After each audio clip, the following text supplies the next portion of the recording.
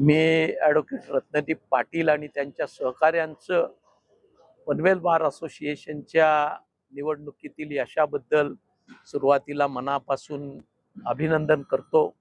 रात्री साधारण 1:30 पावणे 2 पर्यंत सातत्यानं अपडेट पीक येत होतं आणि प्रत्येक फेरीने गणिक रत्नदीप त्या ठिकाणी बऱ्यापैकी अंतरानं लिडिंगवर होता.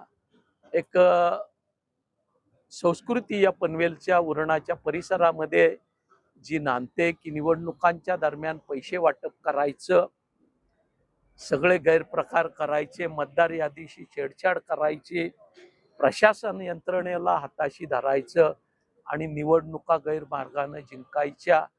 राईट फ्रॉम 2009 पासून हे चालू आहे. त्या प्रक्रियेला कुठेतरी छेद देण्याचं काम रत्नदीप पाटील आणि त्याच्या सहकार्यांनी केलेलं आहे. त्याबद्दल त्यांचं महाविकास आघाडीच्या वतीनं, शेतकरी कामगार पक्षाच्या वतीनं मनापासून अभिनंदन करतो. कारण त्या ठिकाणी देखील हेच काम चालू होतं. नव्यानं ज्या वकिलांना सनद मिळत होती त्यांचे त्या ठिकाणी काही त्यांना ब्लेझर दे, त्यांचे सनदीचे पैसे भर, हा उपक्रम मनोज भुजबळ यांच्या माध्यमातून राबवला जात होता. थोडक्यात जे धोरण बाहेर राम ठाकूर आणि कंपनी राबवते तेच धोरण कोर्टात वकिलांच्या बाबतीत मनोज भुजबळ राबवत होते.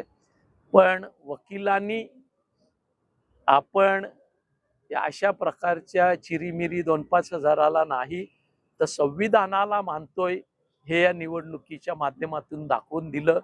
मी पनवेलच्या परिसरातील त्या बार असोसिएशनचे सदस्य असणाऱ्या साऱ्या वकिलांचंही मनापासून अभिनंदन करतो, आभार व्यक्त करतो की त्यांनी ही साखळी या ठिकाणी तोडून एक उलट दिशेनं सुरुवात केलेली आहे असं मी म्हणेन.